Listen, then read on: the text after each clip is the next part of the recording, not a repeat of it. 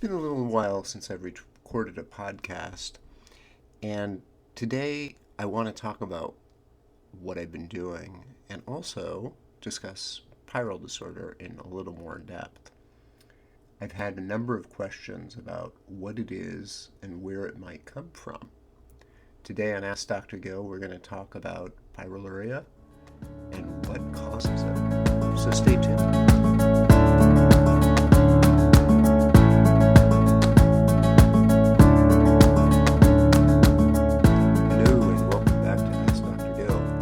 Dr. Gil Winkleman, and for those of you who don't know me, you might want to listen to one of the other podcasts for a little more depth, but I'm a naturopathic doctor who specializes in mental health, holistic mental health, and I haven't done a podcast for a while, and I wanted to let you know why. I'm still practicing medicine and everything, but in my spare time I've been working on a novel. And at this point, it is done.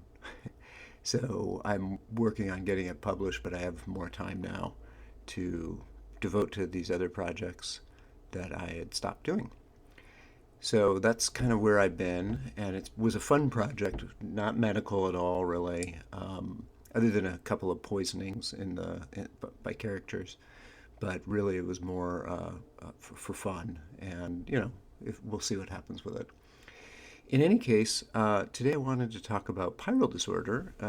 In the intervening time, I've definitely learned a lot of different really amazing things, and I may be doing a book on that just because it's so interesting and the pieces that come about because of it.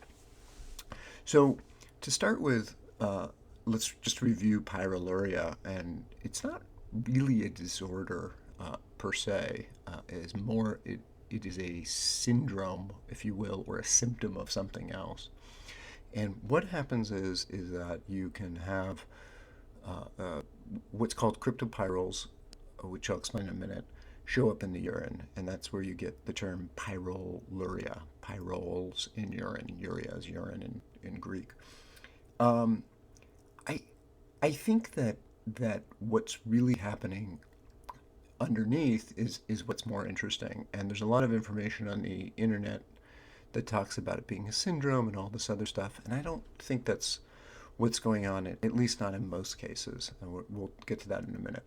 So what happens though, what pyrroles are is they're a type of molecular structure, and they come from, in this case, most likely red blood cells. So the blood cells don't break down properly, and as a result, you get this quasi-heme ring showing up instead of the full breakdown product.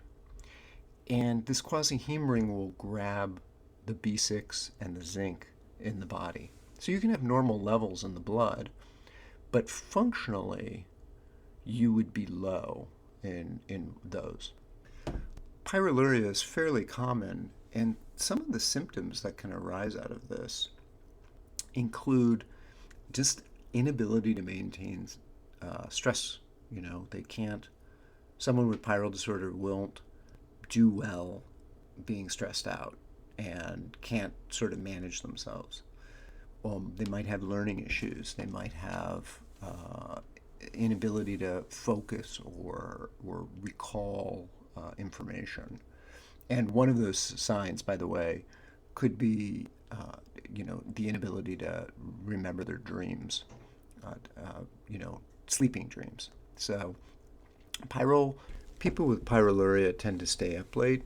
They might have issues with falling asleep at night as well. They tend to not be morning people. They'll skip breakfast, and occasionally they get a pain in their side, on their left side, that can be distracting as well. So that's kind of a quick overview of pyrrole disorder. And the reality is that we don't really know what causes it. One of the great researchers on pyrrole disorder, Dr. Bill Walsh, one of my mentor is William Walsh. He has a book out called Nutrient Power, which is an amazing resource which talks about different causes of mental illness. And I've gone through these in my podcast, the undermethylation, overmethylation, pyroluria. Those are high copper, low zinc. Pyroluria, I would say, is kind of a mix. It's a little bit of high copper, it's a little bit of low zinc in terms of what's going on mentally, but physiologically it's completely different. And so I think it's the physiology that's important. And typically, we treat it by giving vitamin B6 and zinc, like I said, some other supplements as well. But one of the curious things that's happened over the last year has been that many of the people, not many, but about 10% of the people that I've treated with pyrrole disorder couldn't tolerate the B6. And this kind of led me down a rabbit hole as far as trying to find out what's going on. And that's what I want to cover today. So what's interesting about this is that before I go into that particular issue is that there's probably multiple causes of pyrrole disorder. And what I'm going to talk about today is really just one of them. And the reason I'm prefacing this is that there's a specific incident that can happen that makes treating it very difficult. And that is a biofilm that is created by yeast. So what that is a protective mechanism that's created by a long-term infection.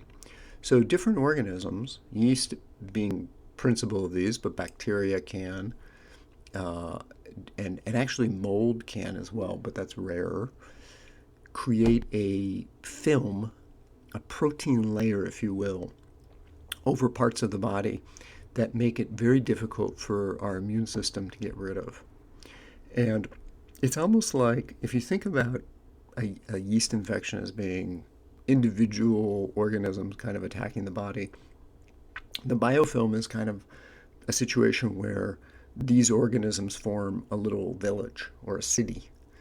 And oftentimes with patients who have biofilm illness, they will have been to multiple practitioners trying to find relief for symptoms. And they'll treat one area and the symptoms might move to a different area. What do I mean by that? Like, they may have joint pain and you treat that and then they start getting headaches.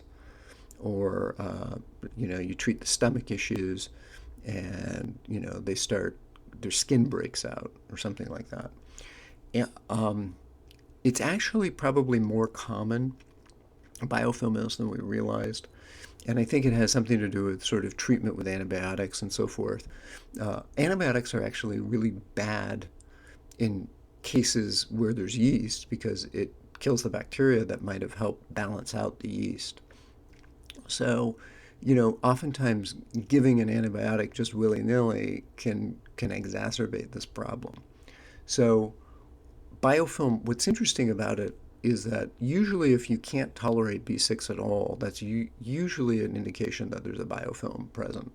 And it's because the biofilm blocks the body's ability to convert B6 into P5P, which we also use. And what's interesting with the pyrrole people is they can tolerate the P5P with no problem.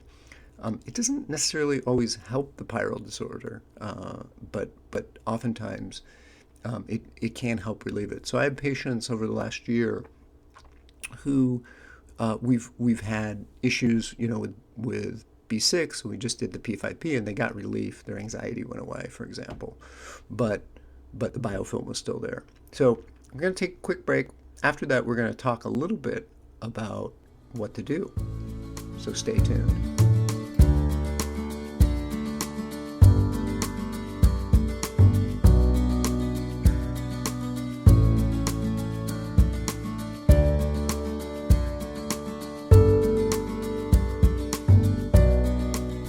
Okay, welcome back. I'm Dr. Gil Winkleman, and this is Ask Dr. Gil. Before I forget, if you have any questions for me that you would like to have answered about this program or anything else, you can send an email to info at askdrgil.com. I am always looking for topics, so hopefully it's a good one that we can use for the show. And you can also get more information about what I do at my website, askdrgil.com, and see what I do and how I might help you or a friend or a family member or so forth, medically speaking. All right, so we were talking about biofilm and what happens in the body with that. So the biofilm needs to be dealt with along with the organism. And right now I'm talking about yeast, but it could be something else. So typically what we're going to do is we're going to use a broad spectrum antimicrobial and something to break down. Usually it's some kind of enzymes to break down the biofilm. Now, if you have this condition, it's important to recognize and understand what organism is involved. And there's a few reasons for that. And again, I'm going to talk about yeast right now. Oftentimes, long-standing yeast infections in humans is actually the body's response to heavy metal toxicity. So the body will allow the yeast to stay there because the yeast, and mercury is the biggest one, will break down or eat the mercury. So it's actually, in many cases, a protective mechanism. And as you kill off this yeast and the biofilm, there's oftentimes die-off symptoms. And so the type of treatment or palliation for the die-off symptoms you want to use may vary based on what the organism is. So oftentimes, for example, I use cilantro for patients if I suspect heavy metal, and that can be in a caplet or the actual plant, because it's actually been shown to help collect mercury in particular, but heavy metals in general. And you don't want to use a particular chelator necessarily, because then you'll also be taking out the stuff you want to keep in, such as the zinc. So it's important to recognize kind of what's going on before you just sort of treat it on its own. But this is kind of the guideline. Some people will use activated charcoal. That seems to do the trick. Other people don't tolerate the charcoal. Either it's too constipating or it gives them cramping or stomach aches. So, and what do I mean by die-off symptoms, by the way? Again, it depends on what's going on, but patients will feel queasy, they'll feel super fatigued, they might get headaches, they might have stomach issues. Oddly enough, I don't see a lot of people getting diarrhea as much as constipation. And this is sort of what happens when you've sort of shifted the equilibrium in the body. And part of that, by the way, like I said, is not just the yeast die-off, but the bacteria die off too, and potentially the overgrowth of other bacteria that go along with it. Now, usually that comes afterwards, but it's kind of one of those things that you definitely, I think, need some kind of experienced practitioner who can help you with this. And oftentimes, you want to make dietary changes as well along with this, particularly with yeast, because patients with yeast really, really crave, kind of sugary foods, refined flours, that sort of thing. And that was another thing, by the way, about pyrrole disorder that has always been curious, is why do people with pyrrole disorder crave bad food, food that just is not healthy? And I think it has something to do with this overgrowth of certain organisms. So that's basically what I have today about pyrrole disorder and a yeast issue. And again, if you're trying to treat yourself at home on your own, you've read something on the internet, you've listened to my podcast, and you you're having trouble with particularly the B6, but some people have trouble with the zinc too. You want to get that checked out. You want to make sure that you don't have, a yeast infection growing. And one of the things that you can do that I've started doing, and I'll probably do a podcast about this, it's an organic acids test.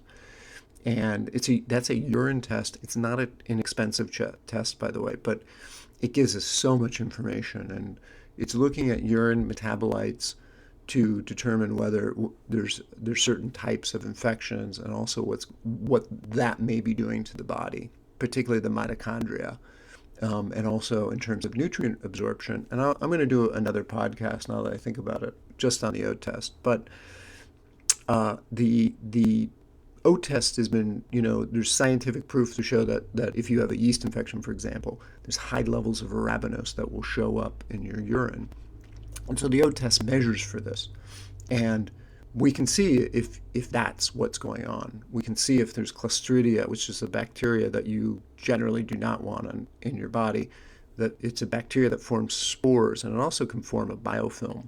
So it's really hard to treat. So oftentimes patients who've had, done well, let's say they had SIBO, small intestine bacterial overgrowth, they did fine when they're on antibiotics. As soon as they come off of antibiotics, all their symptoms come back. Usually that's a spore-forming organism that's causing that.